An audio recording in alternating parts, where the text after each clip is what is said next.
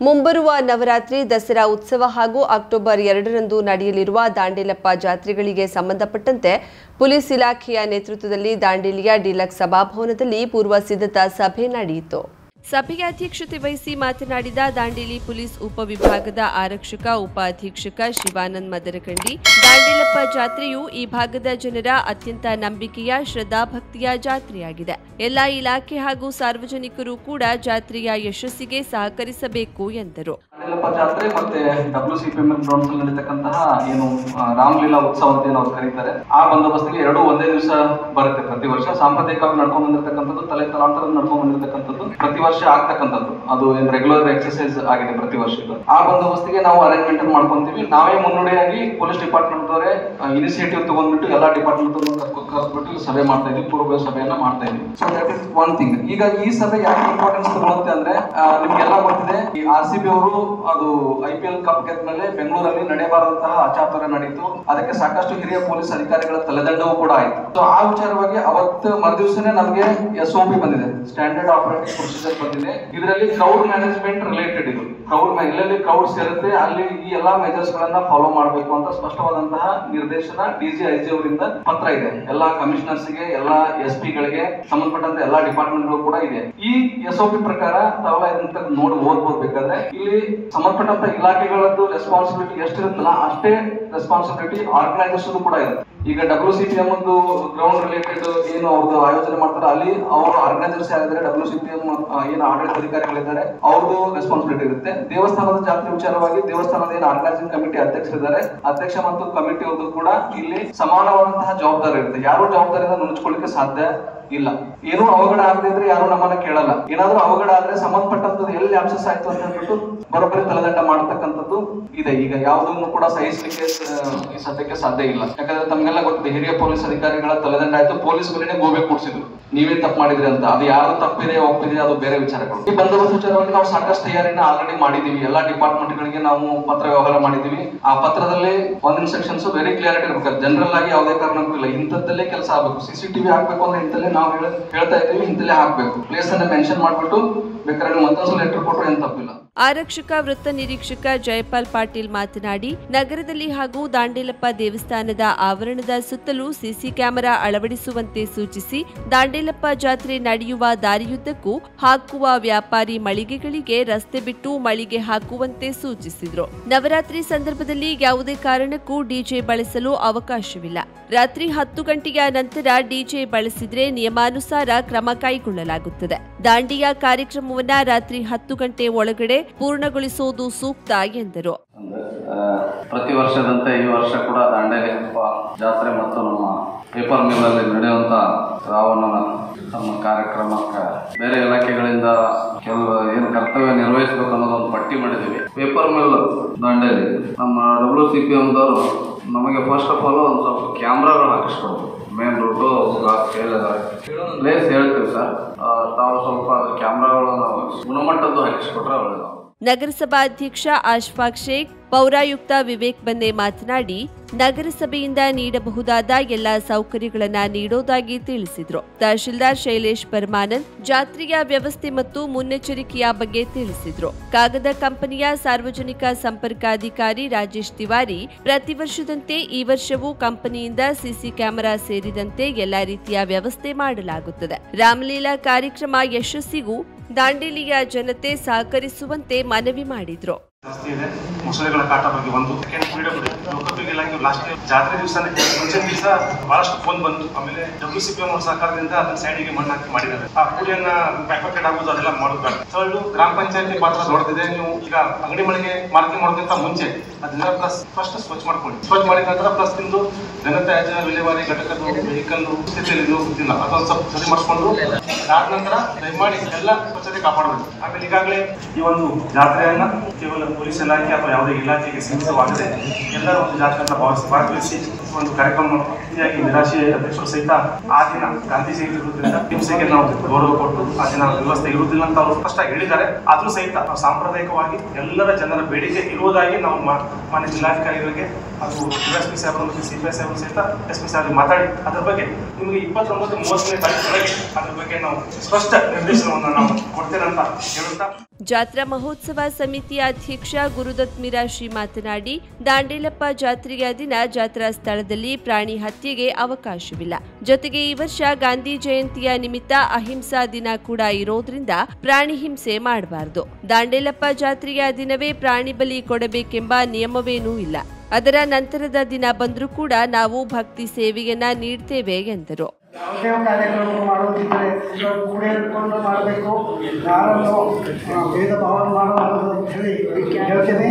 ಹಾಗೆಯೇ ಒಂದೇ ಎಲ್ಲ ಕಾರ್ಯಕ್ರಮಗಳು ಅಂತ ಇದು ಈ ವರ್ಷ ಯಶಸ್ವಿ ನಂತರ 2ನೇ ತಾರೀಕಿಗೆ ಬಂದಿದೆ ಗಾಂಧಿ ಜಯಂತಿ ಇರೋದ್ರಿಂದ ನಾವು ಆದಷ್ಟು ಈ ಒಂದು ಅಹಿಂಸೆ ಈ ಪ್ರಕಾರವೇ ನಡಬೇಕಂತ ಬಯಸಿದ್ದೇವೆ. ಆ ಒಂದು ವ್ಯವಸ್ಥೆಯನ್ನು ನಾವು ಆದಷ್ಟು ಕಡಿಮೆ ಮಾಡ್ತೀವಿ. ಆ ದಿನ ಅದನ್ನು ನೀವು ಅದೇ ದಿನ ಕೊಡಬೇಕು, ಇದೇ ದಿನ ಮಾಡಬೇಕು ಅಂತೇನು ಹಾಗೇನು ಇದಿಲ್ಲ.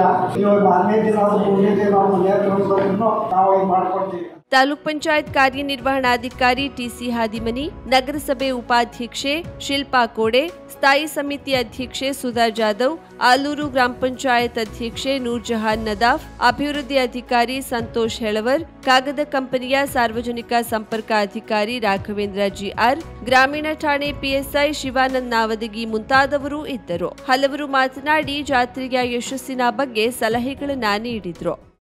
ಪ್ರತಿ ವರ್ಷ ನಾವು ಪೊಲೀಸ್ ಇಲಾಖೆಯವರಿಗೆ ನಮ್ಮ ಕಡೆಯಿಂದ ಏನು ಸಹಾಯ ಬೇಕು ಅದನ್ನೆಲ್ಲ ಮಾಡ್ತಾ ಇದ್ದೀವಿ ಸರ್. ಆಮೇಲೆ ಗುಣಮಟ್ಟದಲ್ಲಿ ಕ್ಯಾಮರಾ ಹಾಕ್ತೇವೆ ನಾವು. ಮತ್ತು ದಸರಾ ಇದಕ್ಕೆ ಯಾವ ಪೊಲೀಸ್ ಡಿಪಾರ್ಟ್ಮೆಂಟ್ ಇಂದ ಯಾವ ಬಂದೋಬಸ್ತಿಗೆ ಎಲ್ಲ ಬರ್ತಾರ ಅವ್ರದ್ದು ನಾವು ಎಲ್ಲ ನಮ್ಮ ಕಡೆಯಿಂದ ಪ್ರತಿ ವರ್ಷ ದಾಂಡೇಲಪ್ಪ ಜಾತ್ರೆ ಸಲುವಾಗಿ ಏನ್ ಆಗ್ಬೇಕು ಅದನ್ನು ಮಾಡ್ತಾನೆ ಇದ್ದೇವೆ ಮತ್ತು ಮುಂದೂ ಮಾಡ್ತೇವೆ. ಮತ್ತೆ ಏನಾದ್ರು ಇದಕ್ಕಿಂತ ಜಾಸ್ತಿ ಏನಾದ್ರು ನಿಮ್ಗೆ ಬೇಕಾಗಿರೋ ನಮ್ಗೆ ತಿಳಿಸಿ ಸರ್. ಕಮಾಂಡ್ ಸೆಂಟರ್ ಎಲ್ಲ ಕಡೆ ಇರ್ತೇವೆ ಸರ್ ನಮ್ಗೆ. ಕಾರವಾರ ನಗರಸಭೆ ಅಧಿಕಾರಿಗಳು ಬಿಣಗ ಗ್ರಾಮದ ಪೋಟ್ಲವಾಡದಲ್ಲಿನ ಮಟನ್ ಅಂಗಡಿಯನ್ನ ತೆರವುಗೊಳಿಸಿದ್ದನ್ನ ಖಂಡಿಸಿ ನ್ಯಾಯಕ್ಕಾಗಿ ಸಂತ್ರಸ್ತ ಮಹಿಳೆ ಆಗ್ರಹಿಸಿದ್ದಾರೆ. ಸ್ಥಳೀಯ ಗ್ರಾಮಸ್ಥರು ಮತ್ತು ಜನಶಕ್ತಿ ವೇದಿಕೆ ಅಧ್ಯಕ್ಷ ಮಾಧವ್ ನಾಯ್ಕರೊಂದಿಗೆ ಸೇರಿ ಗುರುವಾರ ಜಿಲ್ಲಾಧಿಕಾರಿ ಕಚೇರಿಗೆ ಆಗಮಿಸಿದ ಸಂತ್ರಸ್ತೆ ಶ್ವೇತಾ ಕಲಾಲ್ ತಹಶೀಲ್ದಾರ್ ನಿಶ್ಚಲ್ ನರೋನಾ ಅವರಿಗೆ ಮನವಿ ಸಲ್ಲಿಸಿದ್ರು. ಕಳೆದ 60 ವರ್ಷಗಳಿಂದ ಬಿಣಗ ಮೀನು ಮಾರುಕಟ್ಟೆಯ ಪಕ್ಕದಲ್ಲಿ ನಮ್ಮ ಕುಟುಂಬ ಕುರಿಮಾಂಸದ ಅಂಗಡಿ ನಡೆಸುತ್ತಿತ್ತು. ಈ ಬಗ್ಗೆ ನಗರಸಭೆಯಿಂದ ಅನುಮತಿಯನ್ನು ಸಹ ಪಡೆದಿದ್ದೇವೆ. ಕಳೆದ 3 ವರ್ಷಗಳ ಹಿಂದೆ ಪತಿ ನಿಧನರಾದ ನಂತರ 3 ಹೆಣ್ಣು ಮಕ್ಕಳೊಂದಿಗೆ ಜೀವನ ಸಾಗಿಸಲು ಬೇರೆ ದಾರಿ ಇಲ್ಲದೆ ಅದೇ ಅಂಗಡಿಯನ್ನ ನಾನು ಮುಂದುವರಿಸುತ್ತಿದ್ದೆ. ಆದರೆ ಯಾವುದೇ ನೋಟಿಸ್ ನೀಡದೆ ನಗರಸಭೆ ಅಧಿಕಾರಿಗಳು ಏಕಾಏಕಿ ಬುಧವಾರ ಅಂಗಡಿಯನ್ನ ತೆರವುಗೊಳಿಸಿದ್ದಾರೆ. ಇದರಿಂದ ದಿಕ್ಕಿಲ್ಲದಂತಾಗಿದೆ ಎಂದು ಶ್ವೇತಾ ಅಳಲು ತೋಡಿಕೊಂಡಿದ್ದಾರೆ. ಯಾರು ಮಾಡಬೇಕು, ಇಲ್ಲಿ ಎಷ್ಟೋ ಅಕ್ರಮ ಕಟ್ಟಡಗಳಿದ್ದಾವೆ, ಅದ್ರ ಬಗ್ಗೆ ಎಷ್ಟೋ ಕಂಪ್ಲೇಂಟ್ ಇದೆ, ಅದನ್ನು ಹೋಗಿ ಇವರು ತೆರವು ಮಾಡಲಿಕ್ಕಾಗುವುದಿಲ್ಲ. ಹಾಗಾಗಿ ಇದು ಇದೇ ಬಗ್ಗೆ ಪಾಪ ಅವರಿಗೆ ನ್ಯಾಯ ಕೊಡಿಸಬೇಕು ಮತ್ತು ಅವರಿಗೆ ಉದ್ಯೋಗ ತೆಗೆಯುವ ನಮ್ಮ ಕಡೆಯಿಂದ ಉದ್ದೇಶ ನಾವು ಮಾನವೀಯತೆ ಉಳ್ಳವರು ಇದ್ರ ಬಗ್ಗೆ ನೀವು ಸೀರಿಯಸ್ ಆಗಿ ತಗೊಳ್ತೀವಿ ಅಂತ ಹೇಳಿ ಮತ್ತು ಈ ಮನವಿಯನ್ನು ಮತ್ತು ಇದ್ರ ದಾಖಲೆಯನ್ನು ನಾವು ಕೊಡ್ತಾ ಇದ್ದೀವಿ. ಸ್ವಲ್ಪ ನಾವು ಸೆಂಟ್ರಲ್ ಗೌರ್ಮೆಂಟ್ ಕೇಂದ್ರ ಸರ್ಕಾರ ಸಿಬಾಟ್ ಆಗ್ತದೆ ಎಲ್ಲರೂ ಶಾಪ್ ನಗರಸಭೆ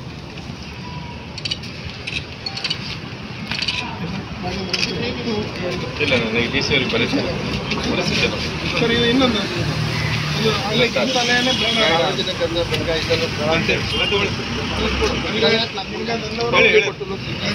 ಇದೆಲ್ಲ ಸೇರಿ ಒಪ್ಪುಟ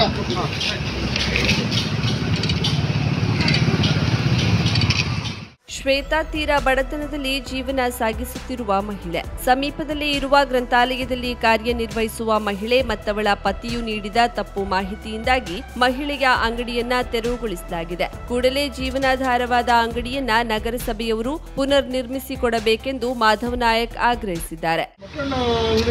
ಸುಲಭದ ಕೆಲಸ ಅಲ್ಲ, ಮಟನ್ ಕಡಿ ಮಾಡೋದು ಸುಲಭದ ಕೆಲಸ ಅಲ್ಲ. ಅವಳು ಏನ್ ಮಾಡಿದ್ಲು, ಇಲ್ಲಿ ಕಾರವಾರದಲ್ಲಿ ಮಟನ್ ಯಾರು ಮಾಡ್ತಾರಲ್ಲ ಅವ್ರ ಹತ್ರ ಮಾತಾಡ್ಕೊಂಡು ನಾನು ಸ್ವಲ್ಪ ಒಂದು 50-100 ರೂಪಾಯಿ ಕಡಿಮೆ ರೇಟಿಗೆ ಕೊಡಿ, ಅದು ನಾನು ತೊಗೊಂಡು ಮಾರಾಟ ಮಾಡಿ ನಾನು ಬುಧವಾರ ಮಾಡ್ತೇನೆ ಅಂತ ಹೇಳಿ ಅವ್ರ ಹತ್ರ ಕುರಿ ಎಲ್ಲ ಇಲ್ಲೇ ಕಡಿದು ಸುಳ್ಳು ಮಟನ್ನೆಲ್ಲ ತೊಗೊಂಡು ಅಲ್ಲಿ ಕೊಡಬೇಕು ಮತ್ತು ಅಲ್ಲಿಯ ಸ್ಥಳೀಯರು ಸಹಿತ ಅವರಿಗೆ ಸಪೋರ್ಟ್ ಮಾಡಿ ಅವ್ರ ಕಡೆನೇ ಖರೀದಿ ಮಾಡಿ ಹಾಗಾಗಿ ಒಳ್ಳೆ ಮಟನ್ ಇವ್ರದ್ದು ಗ್ರಂಥಾಲಯ ಪಕ್ಕದಲ್ಲಿದ್ದವರು ನಡೆಸಲಿಕ್ಕೆ ಈಗ ಬಂದವರು 80 ವರ್ಷದಿಂದ, ಇವರು 56 ವರ್ಷದಿಂದ ಮೊದಲಿಂದ ಇದ್ದವರು. ಆದರೆ ಈ ಮೇಲೆ ಸುಳ್ಳು ಆರೋಪ ಮಾಡಿಕೊಂಡು ನಗರಸಭೆಗೆ ಮತ್ತು ಇದು ಮಾಡಿ ಯಾರಿಗೋ ಬಿಸ್ನೆಸ್ ಮಾಡಿ ಆಮೇಲೆ ಅಲ್ಲಿ ಲೀಗಲ್ ಯಾರಿಗೂ ಒಂದು ಅರ್ಜಿ ಮಾಡಿದ್ರಿಂದ ಆ ಲೀಗಲ್ ಮೇಲೆ ಕೇಳ್ತಿದ್ದಾರೆ. ಅವರು ಏನೋ ಮುನ್ಸಿಪಾಲಿಟಿ ಅವರಿಗೆ ನಗರಸಭೆ ಆಯುಕ್ತರು ಇಲ್ಲ ಹೀಗಾಗಿದೆ ಹೋಗ್ಬಾರ್ದು ಅವರು ಹೋದ್ರು ಅಂತ ಒಬ್ಬ ಲೀಗಲ್ ನಾವು ಕಾನೂನಿಗೆ ಮತ್ತು ನ್ಯಾಯಾಧೀಶರಿಗೆ ಗೌರವ ಕೊಡ್ತಾರೆ. ನ್ಯಾಯಾಧೀಶರು ತಪ್ಪುಡಿನ ಅಂತಿಲ್ಲ, ಏಕಾಏಕಿಯಾಗಿ ಒಬ್ಬ ಈ 3 ಮಂದಿ ಮಕ್ಕಳು ಹೆಣ್ಮಕ್ಳಿದ್ದಾರೆ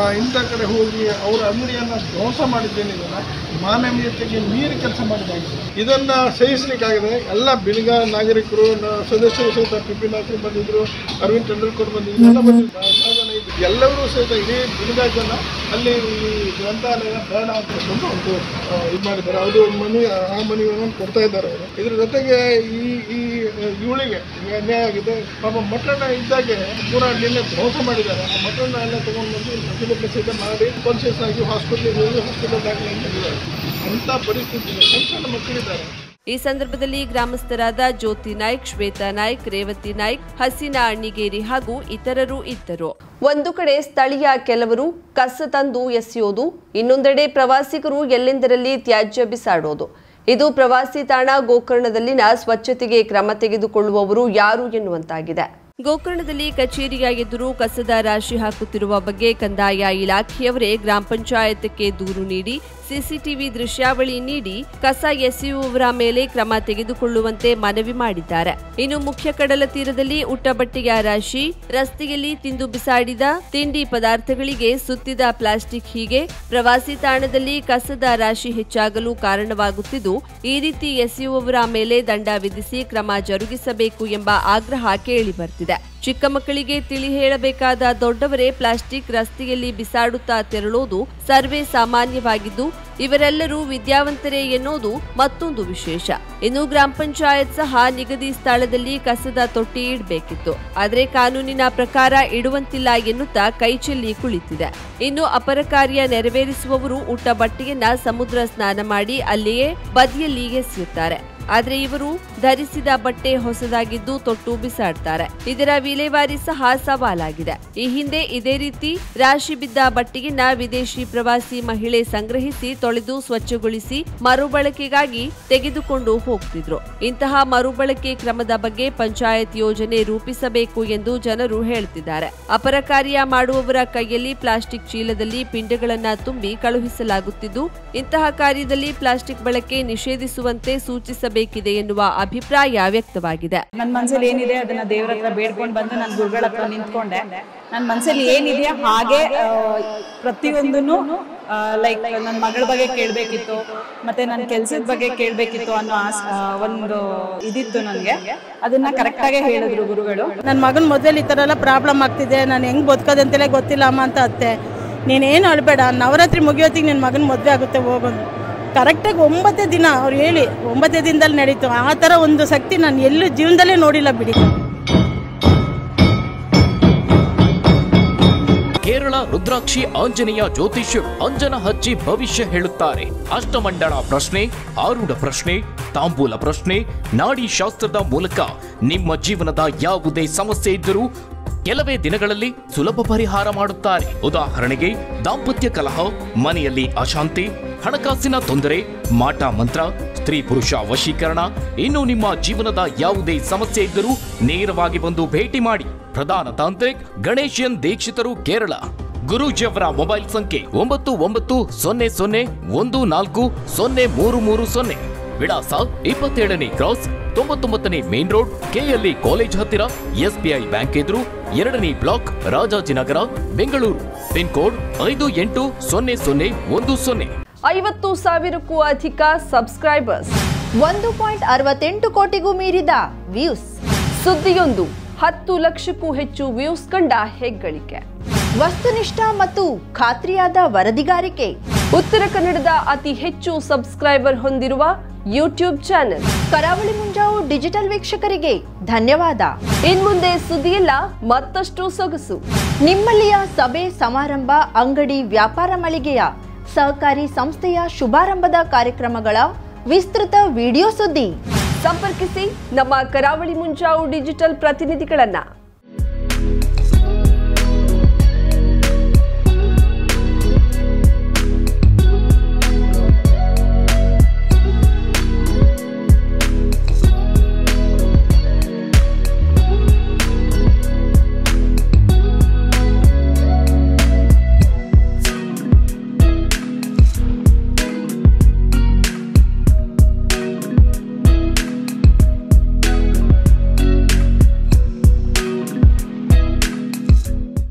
ಸಮಾರಂಭ ನಿಮ್ಮದು, ಸಂಭ್ರಮ ನಮ್ಮದು. ನೋಡ್ತಾ ಇರಿ ಕರಾವಳಿ ಮುಂಜಾವು ಡಿಜಿಟಲ್.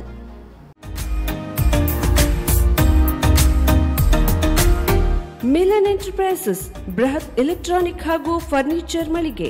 ಉತ್ತರ ಕನ್ನಡ ಜಿಲ್ಲೆಯಲ್ಲೇ ಅತಿ ಹೆಚ್ಚು ಮಳಿಗೆಗಳನ್ನ ಹೊಂದಿರುವ, ಅತಿ ಹೆಚ್ಚು ಸಂತೃಪ್ತ ಗ್ರಾಹಕರನ್ನ ಹೊಂದಿರುವ ಮೂಲಕ ಹೆಗ್ಗಳಿಕೆಗೆ ಪಾತ್ರವಾಗಿರುವ ಏಕೈಕ ಸಂಸ್ಥೆ ಮಿಲನ್ ಎಂಟರ್ಪ್ರೈಸಸ್.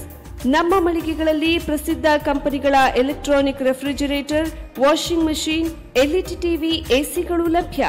ಭಾರತದ ಕರಾವಳಿ ಹವಾಮಾನಕ್ಕೆ ಹೊಂದಿಕೊಳ್ಳುವ ನಂಬರ್ 1 ಬ್ರ್ಯಾಂಡ್ ಆದ ಗೋದ್ರೇಜ್ ಕಂಪನಿಯ ಕಪಾಟು, ಆಫೀಸ್ ಟೇಬಲ್, ಆಫೀಸ್ ಚೇರ್, ಬ್ಯಾಂಕ್ಗಳಿಗೆ ಹಾಗೂ ಚಿನ್ನದ ಅಂಗಡಿಗಳಿಗೆ ಬೇಕಾಗುವ ಸೇಫ್ ಲಾಕರ್ಗಳು ಅತಿ ಕಡಿಮೆ ಬೆಲೆಯಲ್ಲಿ ಲಭ್ಯವಿದೆ. Teak wood sofa set, wooden dining table ಹಾಗೂ ಗ್ರಾಹಕರಿಗೆ ಬೇಕಾಗುವ ಅಳತೆಯಲ್ಲಿ ನಿಮ್ಮ ಮನೆಗೆ ಹೊಂದಿಕೊಳ್ಳುವ ಹಾಗೆ ಫರ್ನಿಚರ್ ಗಳನ್ನ ಮಾಡಿಕೊಡಲಾಗುವುದು. ಕಸ್ಟಮೈಸ್ಡ್ ಕಿಚನ್, ವಾರ್ಡ್ರೋಬ್ ಗಳನ್ನ ಅತಿ ಹೆಚ್ಚು ವರ್ಷಗಳ ಕಾಲ ಬಾಳಿಕೆ ಬರುವ ಹಾಗೆ ವಾರಂಟಿಯೊಂದಿಗೆ ಮಾಡಿಕೊಡಲಾಗುವುದು. ನಮ್ಮಲ್ಲಿ ಡ್ಯೂರಾಫ್ಲೆಕ್ಸ್, ಗೋದ್ರೇಜ್ ಕಂಪನಿಯ memory foam mattress, orthopaedic mattress, spring ಮ್ಯಾಟ್ರೆಸ್ಗಳು ಕಡಿಮೆ ಬೆಲೆಯಲ್ಲಿ ಲಭ್ಯ. ವಿವಿಧ ಕಂಪನಿಗಳ ನವೀನ ಮಾದರಿಯ ಮಿಕ್ಸರ್, ಗ್ರೈಂಡರ್, ಫ್ಯಾನ್, ಕುಕ್ಕರ್, ತವಾ, ಫ್ಲಾಸ್ಕ್, ಮೈಕ್ರೋ ಓವೆನ್ಗಳು ಲಭ್ಯವಿದೆ. 0% ಬಡ್ಡಿಯೊಂದಿಗೆ ಸ್ಥಳದಲ್ಲಿಯೇ ಬಜಾಜ್ ಫೈನಾನ್ಸ್ ನಿಂದ ಸಾಲ ಸೌಲಭ್ಯವಿದೆ. ಮಿಲನ್ ಎಂಟರ್ಪ್ರೈಸಸ್ ನಲ್ಲಿ ಖರೀದಿ ಮಾಡುವ ಗ್ರಾಹಕರಿಗೆ ಡಿಸ್ಕೌಂಟ್ ಮತ್ತು ಗಿಫ್ಟ್ ಜೊತೆಗೆ ಪ್ರತಿ 2,000 ರೂಪಾಯಿಗಳ ಖರೀದಿಗೆ ಒಂದು ಬಂಪರ್ ಲಕ್ಕಿ ಡ್ರಾ ಕೂಪನ್ ನೀಡಲಾಗುವುದು. ಈ ಲಕ್ಕಿ ಡ್ರಾನಲ್ಲಿ 7 ಲಕ್ಷದವರೆಗೆ ಬಹುಮಾನ ಗೆಲ್ಲುವ ಅವಕಾಶ ನಿಮ್ಮದಾಗಿರುತ್ತದೆ. ಲಕ್ಕಿ ಡ್ರಾದಲ್ಲಿ 1 ಕಾರ್, 2 ಬೈಕ್ ಮತ್ತು ರೆಫ್ರಿಜರೇಟರ್, ವಾಷಿಂಗ್ ಮಷೀನ್ ಸೇರಿದಂತೆ 30 ಲಕ್ಕಿ ಗ್ರಾಹಕರಿಗೆ ಬಹುಮಾನ ಗೆಲ್ಲುವ ಅವಕಾಶ. ಗ್ರಾಹಕರ ಸಂತೃಪ್ತಿಗೆ ನಮ್ಮ ಮೊದಲ ಆದ್ಯತೆ ಎನ್ನುವುದು ಮಿಲನ್ ಎಂಟರ್ಪ್ರೈಸಸ್ ನ ವಾಕ್ಯ. ಉತ್ತರ ಕನ್ನಡ ಜಿಲ್ಲೆಯ ನಮ್ಮ ಶೋರೂಮ್ಗಳಾದ old Mahalakshmi super market, Mulla stop ಹತ್ತಿರ, ಕಾಜುಬಾಗ್, ಕಾರವಾರ, ಅಗ್ರಿಕಲ್ಚರ್ ಆಫೀಸ್ ಎದುರುಗಡೆ, ಮಾಸ್ತಿಕಟ್ಟೆ ರೋಡ್, ಹೊನ್ನಾವರ, ಸೀಮಾ ಕಾಂಪ್ಲೆಕ್ಸ್ ಹತ್ತಿರ, Moni Basti main road, Bhatkal, Indian bank ಎದುರು, CP Bazar road, Sirsi, JS building, JN road, Dandeli, KS building, Motikeri road, Haliyal. ಇಲ್ಲಿಗೆ ತಪ್ಪದೇ ಭೇಟಿ ನೀಡಿ ಸಂತೃಪ್ತರಾಗಿ.